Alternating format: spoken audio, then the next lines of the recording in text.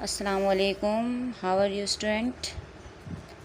Today we start our next new topic 1.2 A and B. We divide the Greek period 1.2 and 2A and 1.2B. Okay, student.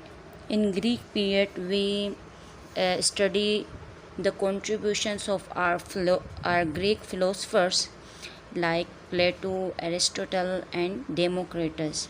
Student, the Greek period start from 347 till 460 BC before Christ. And during this period time, how many contribution in our chemistry? Today we discuss about this thing. Student, in this period, first you think what is philosopher, who is philosophers?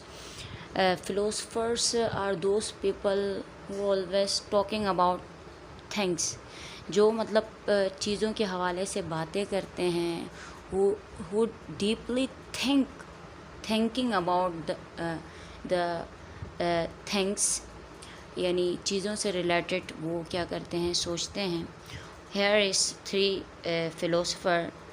Number one is Plato. Plato is a student of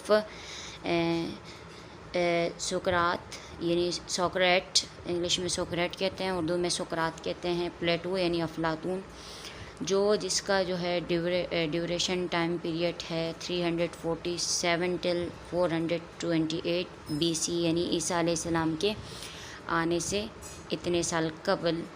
and ये आप देख रहे हैं, हमने जो आपको ये pics लगाई है ये प्लेटो की, अफलातून की है. ये भी एक ग्रीक फिलोसफर्स थे. एंड सेकंड हमारे पास जो आते हैं Aristotle, his duration period is 322 till 348 BC, यानी ये भी एरिस्टोटल भी क्या है, स्टूडेंट है प्लेटो के. किसके? अफलातून के, यानी अरस्तु.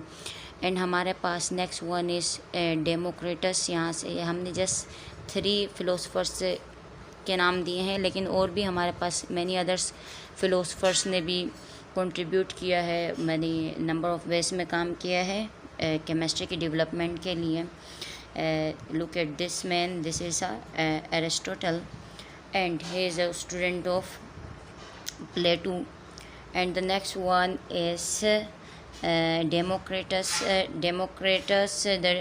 His duration period is 357 till 460 BC, यानी ईसा अलैहिस्सलाम के कबल, ईसा अलैहिस्सलाम से आने से पहले के ये हमारे पास ग्रीक फिलोसफर्स थे.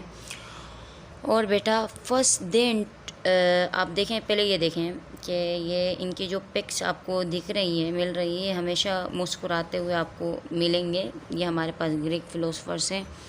ये जो है हमारे पास डेमोक्रेसी के नज़रिए पे थे, यानी जमहूरियत के कायल थे.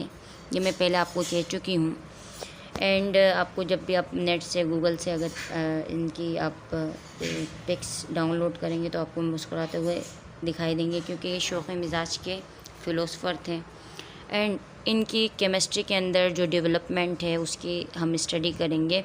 First they introduce the concept of elements, atoms and chemical change.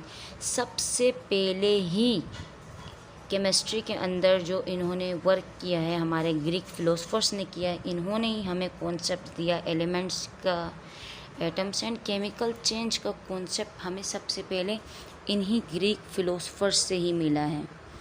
और सेकंड जो है इनका एक और element that things which are fundamental which not derive from other things, वो चीज़ जो किसी चीज़ से ड्राइव नहीं होती है. अच्छा, इनकी थ्योरी क्या थी, इनका नज़रिया क्या था? They thought that all matters drive from 4 elements, यानी तमाम इस यूनिवर्स की जो चीज़ें मिलके बनी हैं वो 4 एलिमेंट्स से बनी हैं. 4 एलिमेंट्स यानी अर्थ, एयर, फायर एंड वाटर. यानी अर्थ मीन सॉइल, मिट्टी. एलिमेंट समझ रहे हैं बेटा? Element is a fundamental thing, वो चीज़ जो कुदरती तौर पे है, जो किसी दूसरी अदर थिंग्स से ड्राइव नहीं हुए, दूसरी चीज़ों से अख़ज़ नहीं की गई है, बनाई नहीं की गई है, जो ऑलरेडी वजूद में हैं। इनका कॉन्सेप्ट ये था, यानी मिट्टी, एयर, फायर एंड वाटर। अभी आप पढ़ते हैं air is a mixture of different gases, यानी अब बताएं एयर एलिमेंट नहीं है ना। खैर इनका ये कॉन्सेप्ट इन्होंने हमें दिया, लेकिन ये बाद में रॉन्ग प्रूफ हुआ है इनके कॉन्सेप्ट्स। अब इन्होंने जो एलिमेंट्स दिए हैं उनके प्रॉपर्टीज़ को हम स्टडी करते हैं। इन्होंने फर्स्ट एलिमेंट दिया फायर। फायर क्या है, हॉट भी है, गर्म भी है, ड्राई भी है। इन्होंने इनकी प्रॉपर्टीज़ भी बताई। एंड अर्थ यानी सॉइल, मिट्टी, ड्राई खुश्क भी है, कोल्ड ठंडी भी होती है। कभी आप मिट्टी में बैठें तो मिट्टी क्या होती है, ठंडी ठंडी भी होती है। And soil and the next one is water. Water cold भी होता है, ठंडा भी होता है, हॉट भी होता है, एंड वेट गीला भी होता है। एंड एयर, एयर इन्होंने इसकी प्रॉपर्टीज़ बताई, जो कोल्ड है, ठंडी भी है, वेट गीली भी है, एंड हॉट गर्म भी रहती है। इन्होंने इनकी प्रॉपर्टीज़ से रिलेटेड हमें क्या किया, अवेयर किया। एंड इसके बाद ये बेटा फ़िलोसफर का काम क्या है, just without empirical, without experimental way में नॉलेज प्रोवाइड करना, मतलब बस जस्ट सोचना और इनका बोलने का काम है। अब सेकंड हमारे पास जो हमारे पास पीरियड स्टार्ट होता है, रोमन पीरियड। यहाँ पे बुक के अंदर तो 1.2a के अंदर इंक्लूड किया है, लेकिन हमने 1.2b में इसको नाम दे दिया है, Roman period between the BC and AC। ये मैं फ़र्स्ट लेक्चर में आपको बता चुकी हूँ। जो BC और AC के बिटवीन ही था। रोमन यानी एक बादशाह थे, शहनशाहियत की थी जिसकी, और उन्होंने क्या किया, ये ईसा अलैहिस्सलाम के आने से पहले का जो पीरियड था वो उनकी जो बादशाहत थी क्या कहलाती थी, BC, एंड ईसा अलैहिस्सलाम के आने के बाद एनो डेमनी यानी आफ्टर द क्रिस्ट।